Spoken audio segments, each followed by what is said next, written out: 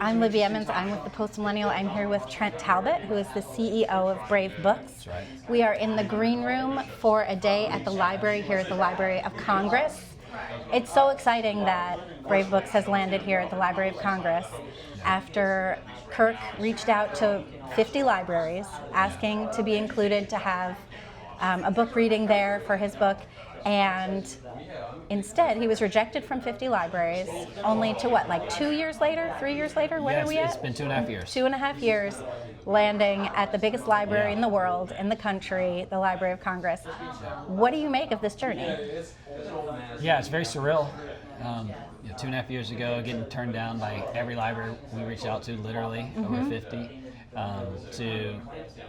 to now we're here at the Library of Congress, and there's hundreds of other story hours happening on the same day across the country.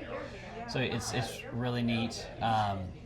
Just 2.5 years ago, our culture was going down the wrong direction, and the family of faith stood up and said, "No, we don't want to go that way. That way is not good, and let us show you a better way." And their voices, they started to use their voice, and culture's been shifting ever since then in a positive way, to the point now that we're here. We've got a new administration. The same sort of dangerous duo that was getting canceled by every library is now embraced. We're at the Library of Congress in the nation's capital. It's been really neat to see culture shift, and to think that we may have had a small role to play. I think you guys definitely did have a role to play, because I remember reporting on the first book reading that Kirk was trying to do, and I talked to Kirk at the time, and he was shocked that he had been rejected from so very many libraries. I found it shocking as well. And then when he started doing renting out the spaces at libraries and holding the book readings anyway, and the amount of enthusiasm that came from families and parents bringing their kids out to see this book, and to meet Kirk and to be part of this whole thing, that was, I think, a real eye-opener for libraries, for politicians, and for families who felt like they had been cowed and were in the minority, to realize that their neighbors had the same thought. They didn't want to see drag story hours. They didn't want to see, men in dresses shaking it for their kids and telling them they could change sex. I think you guys had a huge part in that, because all it really takes is one person to stand up for everybody to be like, wait a sec, really? Yeah. You too? So how has the response been to this event? I know that there's a lot of families coming out. Yeah, we're going to have over 250 people here tonight at the Library of Congress. We're basically at max capacity, and over 200 story hours happening across the country. But 200 just today? Yes. How many states are you guys in today? We're, I think, 49 or 50. I'm not sure. That's so great. Yeah. It's really neat. And I think you said it best. This whole story really was a wake-up call to parents and grandparents of like, are we really just going to give our kids over to this culture? And to see Brave Books and Kirk stand firm, not back down, push and fight and demand that we get a seat at the table, and then to see the response of like thousands and thousands of people showing up to these libraries, the visuals of us singing and praying in libraries, I think may have had a role, which is just really cool. And not just us, it's like all the people that showed up, people like yourself who covered it.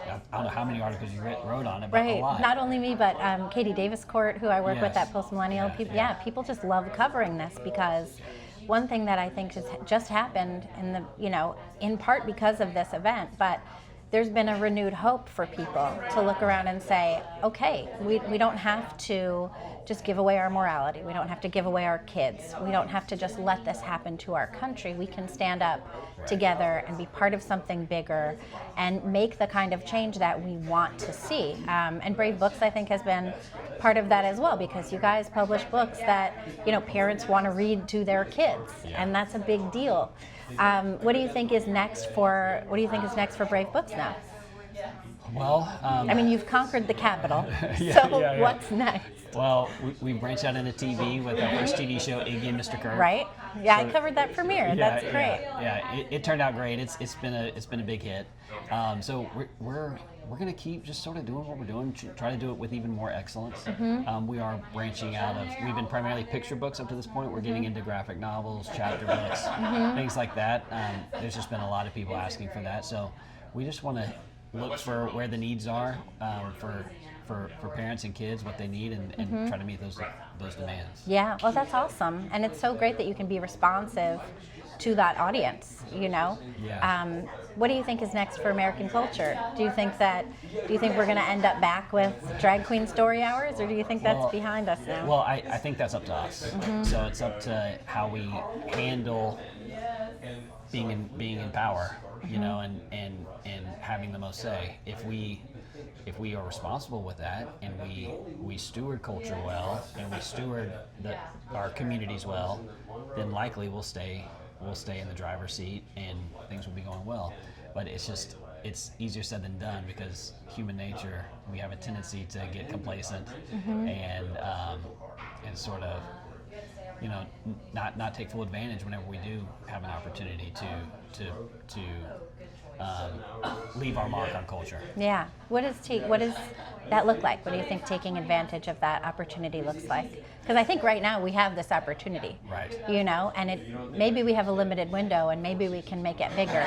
So how do we do that? What do we do? Yeah.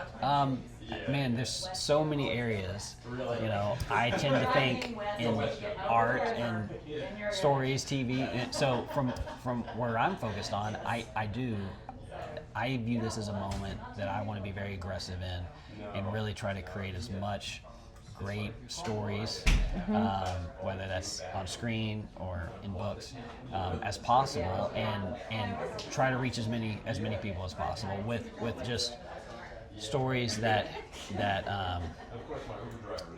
build character, that spark imagination, and help build a solid moral framework, as opposed to just entertain. Right.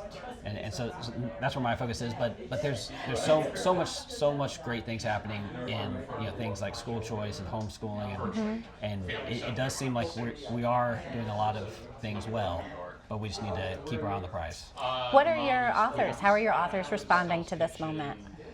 It's a really cool thing for them, you know, to think about, you know, their books being read in hundreds of libraries across the country, and that, you know, because a lot of our authors sort of took a risk with us early on. You know, people like Missy Robertson. You know, she partnered with us in the height of cancel culture, right, when we were sort of outspoken on what we believed. You know, we were standing up against the trans ideology, and she took a chance, and to sort of see that pay off, and now she's here at the Library of Congress with us tonight.